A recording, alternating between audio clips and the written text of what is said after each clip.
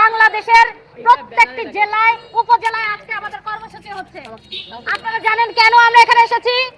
আমরা মার্কিন যুক্তরাষ্ট্রের সাথে যে ইউনুস যে একটা অন্যায্য অসাম্য যে চুক্তি করে গেছে, সেই চুক্তির বিরোধিতা করতে গিয়ে আমরা এখানে এসেছি।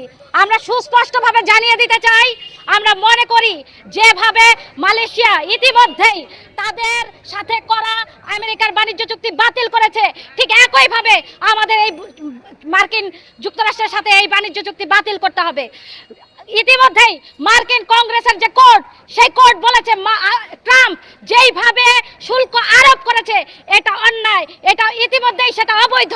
সুতরাং বাংলাদেশ সরকারের কাছে খুবই সুস্পষ্টভাবে যুক্তি রয়েছে যে এই চুক্তিকে বাতিল করার। এই চুক্তি শুধুমাত্র অর্থনৈতিক চুক্তি নয়, এই চুক্তি চূড়ান্তভাবে আমাদের সার্বভৌমত্বের জন্য হুমকি।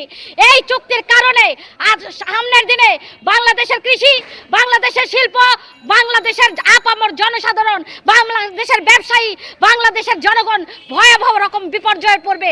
আমাদেরকে কোনো জায়গা থেকে কম দামে আমরা কিচ্ছু কিনতে পারবো না, সব কিছুতে আমেরিকার কথা আমাদেরকে শুনতে হবে। এই চুক্তি বাস্তবায়িত হলে বাংলাদেশ আগামী দিনের জন্য আমেরিকার কলোনি হিসেবে পরিণত হবে। সুতরাং আমরা বলতে চাই, বাংলাদেশ রাষ্ট্রকে আমরা কারো কলোনি হতে দেব না।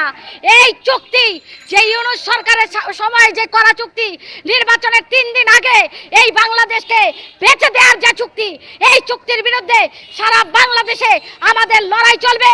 বাংলাদেশের কমিউনিস্ট পার্টি আগামী দিনে এই লড়াই করবে। সেই লড়াইয়ে আপনারা সকলে যে যার জায়গা থেকে ঐক্যবদ্ধ হন, কারণ এই চুক্তি পড়লে কারো মাথা ঠান্ডা রাখার কোনো উপায় নাই। এত ভয়াবহ, এত অন্যায্য একটা চুক্তি। সুতরাং আসুন সকলে মিলে আমরা এই চুক্তিকে রুখে দেই, এই সরকারকে বাধ্য করি তারা যেন আমেরিকার সাথে এই চুক্তি বাতিল করে।